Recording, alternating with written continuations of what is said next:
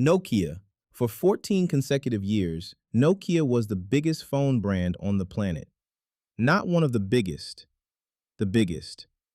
At their peak, Nokia contributed 25% of Finland's entire economic growth. People trusted Nokia phones the way people trust oxygen. Then, Steve Jobs walked onto a stage in 2007 and introduced the iPhone. Nokia looked at it and decided their brand was too strong to be threatened by a touchscreen. They believed people would always prefer physical buttons. They were wrong.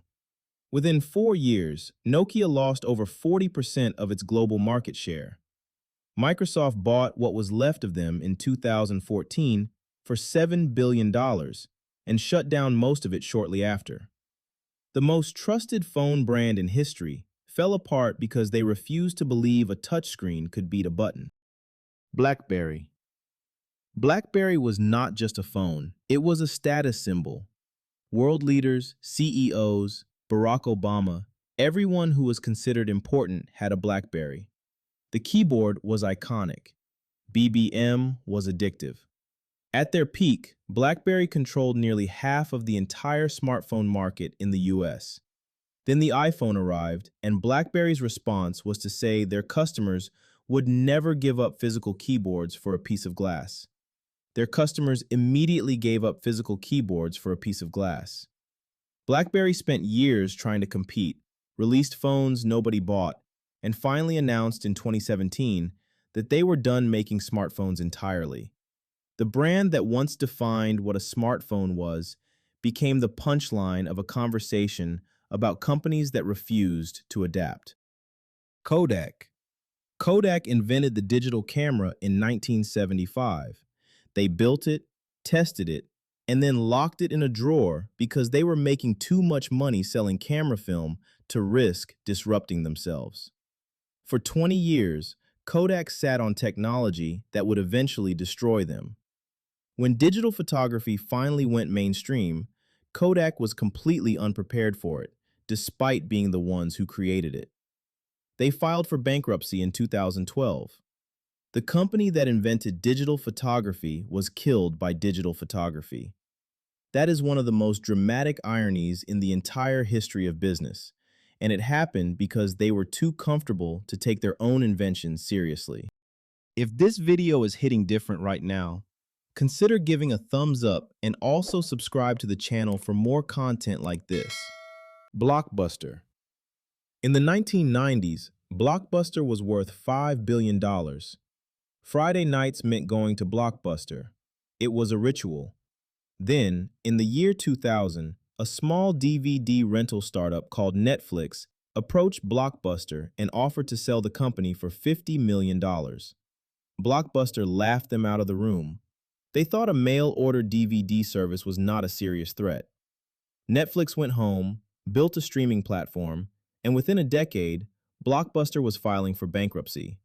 Netflix is now worth over $200 billion. Blockbuster had one chance to own the future of entertainment and turned it down because they thought $50 million was too much to spend. There is currently only one Blockbuster left on Earth. It is in Oregon. It sells merchandise to tourists. Yahoo. Yahoo was the internet before Google existed. In the late 1990s, Yahoo was the first place people went for everything: news, email, search, entertainment. They were offered the chance to buy Google in 2002 for $1 billion and said no. Then in 2006, they were offered the chance to buy Facebook for $1 billion and said no again. Google is now worth over $2 trillion. Facebook is worth over $1 trillion.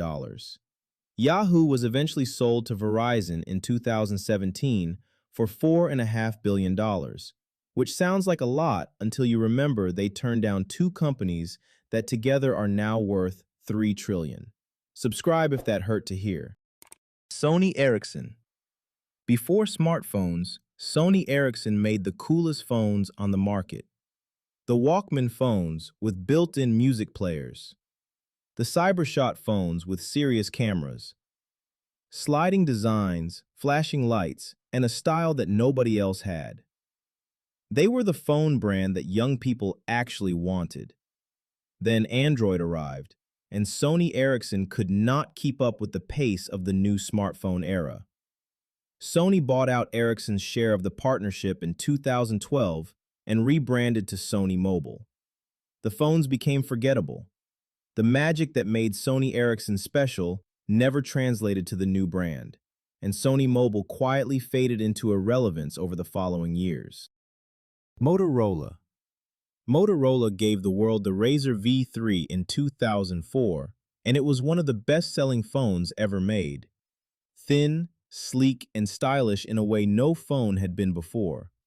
Then the smartphone era arrived, and Motorola struggled to find its place in it. Google bought Motorola in 2012 for $12.5 billion, used their patents, and sold what was left to Lenovo 2 years later for less than $3 billion. The brand that defined cool phones in the early 2000s got bought, used for its intellectual property, and resold at a massive loss. Motorola still exists today under Lenovo, but it is a completely different company wearing a familiar name. LG Mobile. LG made some of the most genuinely innovative phones of the last decade. Dual screens, rotating cameras, modular designs where you could swap out components. They were constantly trying new things when everyone else was playing it safe. The problem was, innovative does not always mean popularity, and LG's phone sales had been declining for years.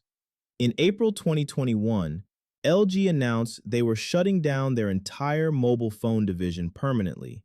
No acquisition, no sale, just closed.